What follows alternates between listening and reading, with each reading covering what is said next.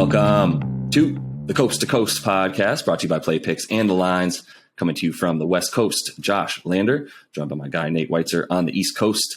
We're looking at a pretty fun Monday night slate here in this one, taking a look at the Raptors headed to Atlanta, take on those Hawks who are on the second leg of a back-to-back after beating the LeBron James-less Lakers last night. Take a look at that one and all those best bets and some player props as well, which is also what Nate has on his great article up on playpicks.com. Make sure you check that out. And as always, if you do still need a FanDuel or DraftKings account, head to ftpicks.com or dkpicks.com and find those listings in your area, such as what we've got for tonight. Nate, let's get into it. Yeah, we got the Hawks at basically a pick'em line here as they look to extend that 7-game win streak. They're -2 or -1.5, depending when you get it. And the odds are actually pretty good on that spread, -106 right now at FanDuel. Total of 220.5 for this game. And then we look at the other games here on a nice Monday slate. We break down Philly, which is -2 at home against Memphis, total down to 218.5 there. Still kind of like the under. Like the over at Indiana, they're -2.5 against the Clippers with a total of 221 there. It's been bet up from 214. Everybody seems to like the over. Pelicans are +7.5 in Cleveland. The Miami Heat up to +4 in Boston. The Sacramento Kings +6 at the Knicks. We got Blazers -4 at Thunder, and then the slate closes with the Warriors -11 at Houston. Nice 230 total there as Houston continues to hemorrhage points defensively. The Hawks will give up points too, but they will outscore you lately. They are the best shooting team in the NBA during this 7-game win streak. They've been the best in terms of assist to turnover ratio for a while now. Best net rating, second best offensive rating. And the defense has come around to a degree, 6th in defensive rating now that they have all their guys, right? They have so much depth when they have Capella, when they have DeAndre Hunter, and then they can bring guys like Okongwu off the bench. You look at their numbers without Capella, who's really just starting to ramp back up. He's still playing about 24 minutes per game, but when he's out there, he's much more effective. And I think that's been the biggest key for their turnaround, especially defensively. When he sits, they're 3-5 this year. They average 5 points per game fewer. They average 5 rebounds per game fewer. Their defensive rating jumps by 4 points per 100 possessions. And Capella's especially key against a team like Toronto with all the slashers. They lean on Pascal Siakam so much. Atlanta is at a rest disadvantage here because it's a back-to-back. Of course, they had a shootout with the Lakers, but the Raptors played a triple overtime game in Miami on Saturday, and a lot of their starters had to go nearly 50 minutes in that one. This is a team without much depth at all. I mean, you saw what happened when they got hit with COVID. They had some of the worst losses the NBA has seen this season.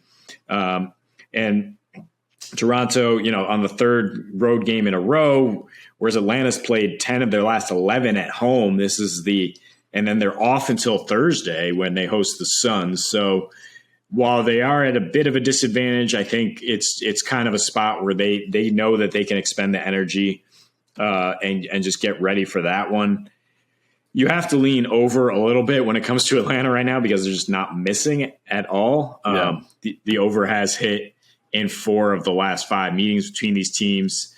And the Hawks have covered in 4 of the last 6 between these teams. Atlanta, I look at this homestand as in line with them turning it around. It makes a lot of sense the way we saw them start the season as a team that couldn't win on the road but was money at home. And, now that they've gotten so many of their last few games at home, you can understand why they're getting back on track. I think you just kind of ride that wave, take Atlanta to win. And to cover for a 6th straight game at home now as they prepare again for a couple days off and then a tough game against the Suns. Yeah, for sure. Yeah, I think just feeling good about the Hawks right now is the play here. You start with why they've gone 7. We talked about this before they started the 7-game win streak, where it was Atlanta the last couple of seasons. They're going to give you 10 games where they look like, the team that made it to the Eastern Conference Finals. Then they're going to give you 7 games in a row where you're wondering, like, how is, Nate McMillan going to get through this season? And so I think we're obviously on the upswing right now, and it's because of their health. There's really not much else to it. The beginning of the season, they were decently healthy. Now they're very healthy. They don't have anybody obviously in player protocols of any kind, or even just in any kind of health or injury scenario. I mean, in their last 7, they've won all 7. They've covered in all 7. In all of those games, they've had Trey, John Collins, Hunter's played all 7. Huerter has played all 7. DeLon Wright has played all 7. You've got Gallo and Capella. Both those guys have played at least 5 or 6 games in the last 7. So everyone's coming back and getting into form and playing as a team. I wonder if there's a little bit more room to go around now that Cam Reddish is on the Knicks. Kevin Knox obviously not requiring as much attention on offense or needing the ball nearly as much or anything to that effect. So they've got a nice now Kevin Knox, they have a nice athletic wing and sort of post defender at times versus needing a guy who can just do the same things that Bogey and Huerter and all the rest of those guys can do in Cam Reddish. So there's a lot more ball to go around there. And in that last 7, they've been playing the type of ball that they play when they're, like I said, a team that can make it to the conference finals. You mentioned the best net rating in that time because their defensive rating has dropped all the way down to 6th overall in that time frame, and getting assists, as we mentioned, not turning the ball over, best shooting team. And then those rebounds have come back since Clint Capella has come back. And that's something that Toronto has just completely fallen off and has been, it will be the case when they're starting a starting lineup that's a bit smaller. Obviously, guys like Scotty Barnes and Pascal are good two-way players, but they're also not, they're undersized at their position usually for a reason. So you're starting all of them, and that's going to be a problem for them. That's why they're dead last in rebounding, in their last 7 as well. So I think what they do well in Toronto, you mentioned they like to slash, they like to get close to the rim and shoot, within the painted area. Not something that you can really do 100% right now with as you mentioned, not only Clint Capella being back, but DeAndre Hunter is huge for their team. We know what he meant to their team last year. This year it's the same concept. When he's in the game, their defensive rating plummets. When he's not in the game, it just skyrockets. You add Clint Capella not playing to that with DeAndre Hunter for a lot of the season so far. That's why they've been so bad on defense. I'm not saying they're going to all of a sudden be world beaters. At home in their last 7, their games are averaging 120, or they were averaging 120, giving up 110. So you're looking at a 230 total there, which is why that this total has definitely climbed since we saw it open. And I don't mind it too much. It's actually now stabilized. It's about 219.5 or so, which is only about a couple points more than it was. So it's definitely come back down to earth here. And I'm not really scared of that over. I think that this is a game where you're going to see both these teams, shooting from 3. You're going to see, balls going up from deep, and the opportunity for rebounds hasn't been there, as you mentioned, against Atlanta because they're not missing. So they're giving up, that helps their limit their opponent rebounds just by the fact that they're making shots. But even when they do miss today, I think that they're going to have the opportunity for second chance points as Toronto gives up a ton of those as well, which is something that obviously Clint Capella, JC, DeAndre Hunter, they're all going to be crashing. Trey loves to get into the paint, which is where, you can definitely score on Toronto as well right now. I think regardless of the total, obviously I feel better about the over, but just really like Atlanta to handle business despite that back-to-back. As you mentioned, all 5 starters for Toronto played 55 plus minutes just 2 nights ago in Miami. So you got to feel pretty good about, the rest advantage that they have isn't really much tonight against those Hawks. Yeah. And recently Toronto has not shown any consistency. They haven't won back-to-back games since they went on that 6-game win streak. And that's a 10-game span now where they're actually 28th in offensive rating, dead last in true shooting, 28th in rebounding. I would worry more about taking the over because I don't trust the Raptors to score. I don't trust them to bring the offense on a nightly basis. We've talked about how dependent they are on Fred VanVleet when it comes to shooting from deep. And if Atlanta can do a decent job of wrangling him, I don't see where else they go. If you can't get inside much against those kind of rim protectors.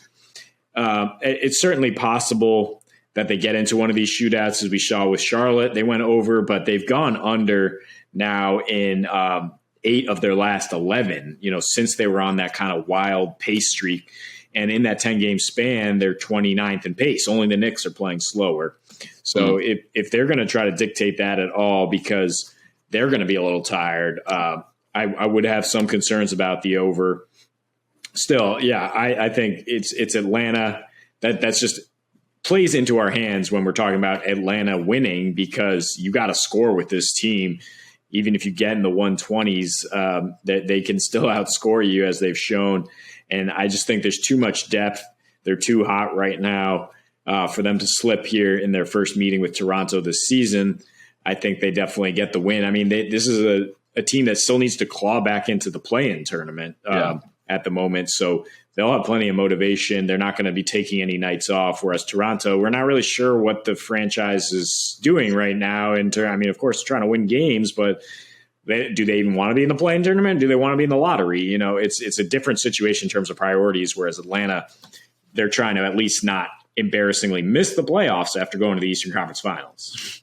Yeah, no, 100%. I still think both teams, and it's interesting. We'll probably have some thoughts closer to the trade deadline, and when we talk about the All-Star break and get into some odds for those futures, we'll start looking at stuff like exactly what you're talking about, and get into how this play-in tournament has definitely affected all these types of things mid-season. Guys still trying to go for it, and yeah, even if you're in limbo right now, like Toronto is in the 8th seed, you could go either way right now. You could still try to get into that top 6, or you could just flutter out and not care about it. But I think Atlanta is the play tonight. It's interesting because I do feel good both about Atlanta's over point total and under Toronto's point total, sitting at about 109 for Toronto. I don't hate taking the under there, but I also don't hate taking the over on 111 for Atlanta. We just mentioned they're dropping 120 a game at home in their last 6 games in Atlanta. So they're blowing everybody out as well. And either way, if you want to hit that total, go ahead. I'll just feel really good about smashing the Hawks to win tonight as probably my best bet of the night for sure. So that is all the time we have for you in this one. Make sure you are liked and subscribed to that page. Jump into those other couple videos we have for you tonight, including that player props video, looking to stay super hot on. Until we see you next, happy betting.